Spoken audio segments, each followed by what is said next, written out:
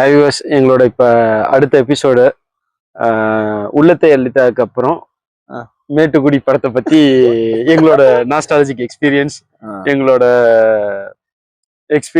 எங்களோட ஃபீல் என்ன அதெல்லாம் எக்ஸ்பிளைன் பண்ணலான்றதுக்கு தான் இந்த இதுக்கு வீடியோ போடுறோம்.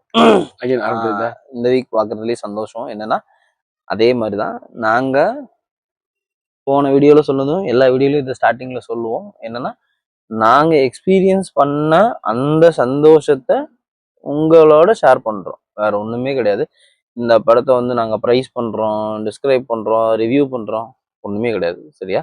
ஸோ எங்களுக்கு கிடைச்ச சந்தோஷத்தை அடுத்த ஜென்ரேஷனுக்கு நாங்க அதை கடத்த விரும்புறோம். ஸோ அதற்கான பட்டியலிடப்பட்ட படங்களை பத்தி தான் நாங்க இப்ப பேச போறோம். சரியா? இது ஆரம்பத்துல எங்களுக்கு பிடிச்ச காமெடி படங்களாவே பேசுறோம். அதுலயும் சுந்தர் சி சார் ஏற்கனவே 2 பேசிட்டோம்.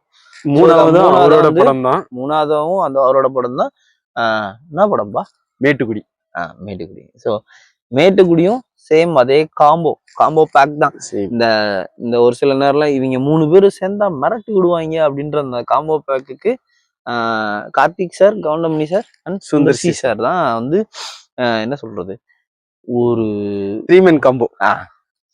3-in-1 combo. 3-in-1னாவே பிளாக் பஸ்டர் தான். இவங்க 3 பேரும் சேர்ந்தாங்கவே பிளாக் பஸ்டர் காம்போ தான் அப்படிங்கிற அளவுக்கு தான் இந்த காம்போ இருக்கும். ஸோ இந்த படமும் ஒரு முழு நீள ரொமான்டிக் காமெடி பேஸ்ட் படம் தான். இது வழக்கம் போல சுந்தர் சி படம்னால ஃபேமிலி இது கொஞ்சம் டச் இருக்கும். காமெடி மெயின் தீம், லவ் அதுல ஓட விட்டுருப்பாரு. லவ் கொஞ்சம், அதுக்கப்புறம் என்ன சொல்றது, அது என்னமோ சொல்லுவாங்க, லவ் 1/4 கிலோ, சென்டிமெண்ட் 1/4 கிலோ, அதுக்கப்புறம் ரொமான்டிக் 1/2 கிலோ, இதெல்லாம் போட்டு கிண்டி எடுக்கிற சுவையான கமர்ஷியல் பிலிம் தான் வந்து இந்த மேட்டுக்குடி. ஆமா. ஸோ இதுவும் மல்டி ஸ்டாரர் பிலிம் தான். ஏன் மல்டி ஸ்டாரர்னு மென்ஷன் பண்றேன்னா, Karthik sir, Nagma ma'am, Goundamani sir, Manivannan sir, Gemini Ganesan sir அவரு காமெடி பண்ண வச்சிருப்பாங்க. ஜெமினி கணேசன் சார் எப்படி இவங்க காமெடி பண்ண ஒத்துக்கிட்டாங்கன்னு எனக்கு இன்னி வரைக்கும் தெரியாது. ரொம்ப நாள் கழிச்சு ஒரு கலர் பிலிம்ல ஜெமினி கணேசன் சார் பாக்குறது. கலர் பிலிம்ன்றது நான் பார்த்தது இல்ல. நான் சின்ன வயசுல பண்ணாரு. அதுக்கப்புறம் முன்னாடி தானே இது மைட் பி இருக்கலாம். எங்களுக்கு சரியான இது குரோனாலஜிக்கல் ஆர்டர் தெரியல எது முதல்ல வந்ததுன்னு. பட் அவைஷன்மிகி இந்த படம் ரெண்டுமே அந்த மாதிரி தான்.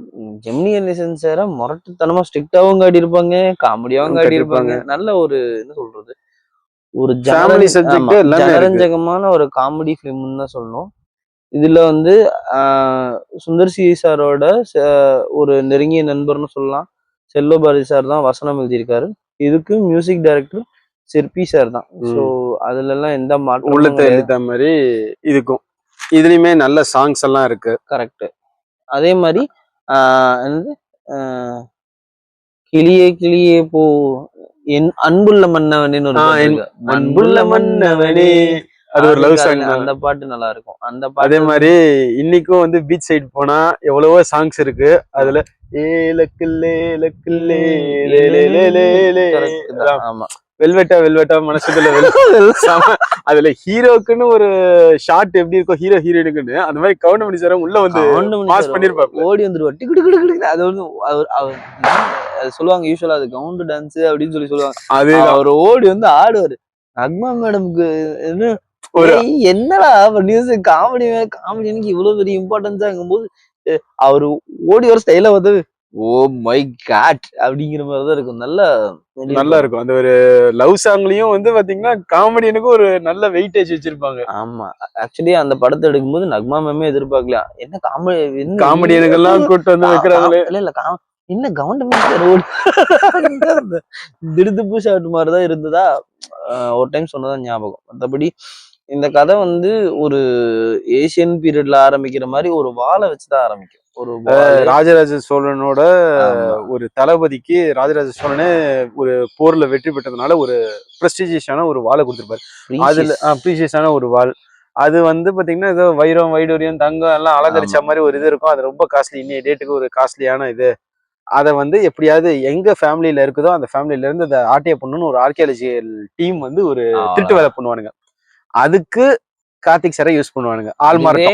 ஆள்மாராட்டம் பண்ணாங்கிறதே நடுவுல தான் தெரியும். எல்லாம் இதுல மணிவண்ணன் சார் குழந்தை இல்ல, அந்த குழந்தையாதான் இவரை கார்த்திக் சார் வர்றது இதெல்லாம் நடுவுல ஓப்பனாதான் வந்து ட்விஸ்ட் பிரேக் ஆகும். அவர் வந்து திருடதான் வந்திருக்காரு, வால் திருடனா வந்திருக்காரு. திருடம் வழக்கம் போல தமிழ் சினிமா சப்ஜெக்ட் தான். திருட வந்தவனே நல்லவன் ஆயிடுவான். திருட வந்தவன் காப்பாத்துருவான். அதேதான் அந்த காப்பாத்துறதுக்கான என்ன மொமெண்டோ இதுல வந்து கவுண்டமணி சார் வந்து நக்மாவை லவ் பண்ணுவார். அதாவது அதுலயும் முறைமாமன் மாதிரியேதான் இதுவும் இருக்கும். என்னன்னா மாமன் பொண்ணு அத கல்யாணம் பண்ணிக்கணும்னு இருக்கிறவரு, அந்த இடத்துல கார்த்திக் வந்து இன்னொரு முறைமாமன் அப்படின்னு சொல்லிட்டு இவரு உள்ள வந்து என்ன காலிங், நான் உங்களுக்கு ஹெல்ப் பண்றேன், லவ் பண்றதுக்கு எப்படி ப்ரப்போஸ் பண்றேன்னு ஒரு சீன் வந்து லவ் லெட்டர் எழுதி உட்காந்துருப்பாரு. லவ் லெட்டரோட ஃபர்ஸ்ட் அந்த ரோஸ் எப்படி ப்ரப்போஸ் பண்றது அதுதான் ஃபர்ஸ்ட். அப்புறம் தான் இப்படிக்குன்னு என் பேர்லாம் போடாத, அது ரெண்டாவது. சோ ஃபர்ஸ்ட் என்னன்னா ஒரு பூவை வந்து ஹீரோயின் கிட்ட கொடுத்து எப்படி ப்ரப்போஸ் பண்ணணும்னு சொல்லிட்டு கேட்பாரு. அது சொல்லி கொடுப்பாரு அப்படின்னு. அந்த சீன் வந்து பாத்தீங்கன்னா நாங்க என்ன பண்றோம்னு உங்களுக்கு புரியாம இருந்திருக்கலாம், பட் இதை பார்த்தவங்களுக்கு அது என்ன காமெடின்னு கண்டிப்பா புரியும். ஒரு ரொமான்டிக்கா ஒரு அந்த ரொமான்டிக் கவுண்டமணி சார் கொடுக்குற அந்த ஃபேஷியல் ரியாக்ஷன் செமையா இருக்கும். எம்மோ எம்மோ எம்மோ ஐயோ காலி இவ்வளவு ரொமான்டிக் வேணாம் அப்படின்னு அந்த சீன்ல வந்து அதுக்கப்புறம் அப்படி திரும்புவாரு, திருங்கனி இந்து ஐ லவ் யூ அப்படின்னு சொல்லினா அவர் வாங்கிட்டு போயிருவாங்க. வாங்கிட்டு போனதுக்கு அப்புறம் அவர் சொல்லுவாரு, அது என்ன சொல்லுவாரு, இப்ப நான் தானே காலி அவங்க தேங்க்யூ சொன்னது கூட என்கிட்ட இல்ல உங்ககிட்ட தான், அவங்க பூ வாங்கிட்டு போனது என்கிட்ட இல்ல உங்ககிட்ட இருந்தான். சமாதானம் பண்ண ட்ரை பண்ணி கவர்மெண்ட் வந்துருவாரு. அதுக்கப்புறம் லெட்டர் எழுதுறது இன்னை வரைக்கும் என்னோட இமெயில் அனுப்பணும்னா என்னோட பெரிய டைலாக் ரெண்டு டைலாக் தான், மகளே இந்து, அவ்வளவுதான் எனக்கு டைலாக். ஏதாவது மெயில் போடுங்க, என்ன பண்ணுங்க உங்க அக்கா அம்மா இந்துவுக்கு எனக்கு என்னோட நாஸ்டாலஜியோட மைண்ட் செட் அப்படியே நின்றுச்சு, என் மைண்டுக்குள்ளார ஸ்டக் ஆயிடுச்சு. யாராவது கேட்டாங்கன்னா உங்க அக்கா அம்மா இந்துவுக்கு 1000 கோடி ஆசீர்வாதங்களும் உன் தாய் மாமன் ஆரியபாதம் எழுதி கொள்ளுது, நலம் நலமறியா ஆவா. என்ன கழிக்குது, அதுவும் ஒரு லெட்டர் எழுதி கொடுத்து மறுபடியும் சொல்லி கொடுக்குறேன்னு சொல்லுவாரு. இந்த லெட்டர் எப்படி கொடுக்கணும்னு நான் வேணா எக்ஸ்பிளைன் பண்ணா, நீ எதுவும் எக்ஸ்பிளைன் பண்றதா வேணாம், நானே கொடுத்துக்கிறேன். ஆமா. அதுக்கப்புறம் அவங்க கல்யாணம் ஆயிடும். அதுக்கு அதே மாதிரி இது கவுண்டமணி சாருக்கும் ஜெமினி கணேசன் சாருக்கும் இந்த இன்டராக்ஷன் செமையா இருக்கும். கிளட்டு மாமா இந்த வீட்டுல எவன் எதை பண்ணாலும் என்னதான் போட்டு அடிப்பல. ஆமா. ஜெமினி சார் வந்து ஒரு தாத்தாவா ஒரு ஜமீன்தார், ஆமா பழைய ஜமீன்தார், ஒரு எமோஷனலாவே நல்லாவே கனெக்ட் பண்ணிருப்பாரு.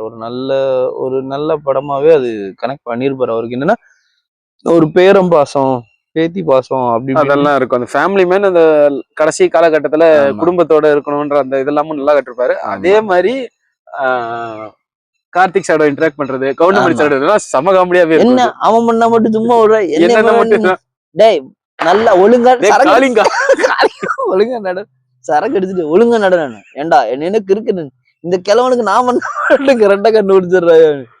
அதுக்கப்புறம் ஏதோ ஒரு லெட்டர் வந்திருக்கும், அந்த லெட்டர் எடுத்து மாட்டிக்கிட்டு வந்து மாத்தி எடுத்துட்டு வந்துருவாரு. ஏதோ ஓடி போனேன்னு என்ன ஓடி போன பொண்டாட்டி ஆசை அதே மாதிரி அத்தை போட்டோ மாட்டி வச்சுட்டு இது பண்ற காமெடி.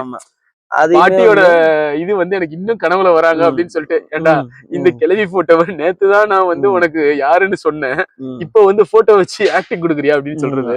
அதனால இதெல்லாம் நல்லா இருக்கும். ஆமா அதுவும் நல்லா இருக்கும். அது என்ன சொல்றது, ஒரு ஜனரஞ்சகமான படம். எப்படி சொல்றது, ரொம்ப சந்தோஷமா கொஞ்ச நேரம். இது வீக்கெண்டு படம் தான் எல்லாமே, இது வீக்கெண்டு காமெடி படம், டைம் பாஸ் நல்லா ஆகும். ஆமா ஒரு நல்ல டைம் பாஸுக்குரிய ஒரு காமெடி படம். இந்த படத்தை பத்தி எங்களால இன்னமும் நிறைய சொல்ல முடியும், பட் அகைன் ஸ்பாயிலர் வேணான்ற ஒரே ரீசன் நிறைய சொல்லாம நாங்களே கண்ட்ரோல் பண்ணிக்கிறோம். டீடைலிங் சொல்ல வேணாம் அப்படின்னு சொல்லிட்டாங்க. ஸோ டீடைலிங் வேணாம். மேட்டுக்குடி இந்த படமும் யூடியூப்ல இருக்கு, நாங்க லிங்க கீழே அட்டாச் பண்றோம், பாருங்க. ஸோ எங்களுக்கு ஒரு படத்தை பத்தின செய்தியை தான் உங்ககிட்ட கொண்டு போய் கொடுக்கணும், அதோட ட்ரீட்டை மட்டும்தான் சொல்ல விரும்புறோம். ஸோ இதை வந்து இன்னும் மாடிஃபைடா எங்களால பெருசா மொத்த கதையுமே சொல்லிட முடியும், ஆனா அது வேண்டாம். ஏன்னா உங்களுக்கு என்னன்னா அந்த பாக்குற கியூரியாசிட்டி போயிடும். ஸோ லேர்னிங் கியூரியாசிட்டிங்கிறது காமெடி ஃபிலிம்ஸ் வந்து விரும்புறவங்க கண்டிப்பா இந்த படத்தை பார்க்கலாம். நாங்க சஜஸ்ட் பண்றது அதுதான். அதையும் அப்படி மூஞ்சி வச்சு சந்தோஷம் காமெடி ஃபிலிம் பாக்குறவங்க இந்த படத்தை பாருங்க. ஆமா இந்த டேக் ஓகேவா? இந்த டேக்குன்னு இல்ல, காமெடினாவே சந்தோஷமா பாக்குறது தான். நீங்க ஒரு எப்பெல்லாம் மூட் ஆஃப் இருக்கீங்களோ மைபி அந்த முழு படமும் உங்களால பார்க்க முடியல, அந்த 1-2 சீன் கம்பல்சரி காமெடி சீன் பார்த்தாலே நல்ல வயிறு விட்டு குலுங்கி ஆமா. சிரிக்கிறதுக்கு நல்ல ஒரு இது. ஸோ இந்த படத்தை நல்லபடியா பாருங்க, பார்த்துட்டு நீங்க எங்களுக்கு கமெண்ட் போடுங்க. ஏன்னா இந்த படத்தெல்லாம் பார்க்க வைக்கணுங்கிறது தான் எங்களோட இன்டென்ட். வேற ஒன்றும் பெரிய இன்டென்ட். நாங்கள் ஒரு சமூக சீர்திருத்தவாதி யூடியூபர் ஐடியோ எல்லாத்தையும் சம்பாதிக்க போறோம், இதனால ஒன்றும் பெருசாலாம் ஒன்றும் சேஞ்ச் ஆயிடுறதில்ல. ஆனா இந்த படத்தை பார்த்து நீங்க பிரைஸ் பண்ணீங்கன்னா எங்க வீடியோ ரீச் ஆயிடுச்சுங்கிறது எங்களுக்கு ஒரு சாட்டிஸ்ஃபேக்ஷன். அவ்வளவுதான். Thank you guys. இன்னைக்கு Thank இந்த you. படம் நெக்ஸ்ட் வீக் நாங்க இன்னொரு படத்தோட நல்லா ஒரு ஸ்பெஷல் படமாவே வரும். இது இப்போ பேசுறங்கிற படங்களை விட இன்னும் பழைய படம். ஸோ அந்த படத்தோட நம்ம பேசுவோம். பாய். Until then, bye bye. நன்றி. வணக்கம். வணக்கம்.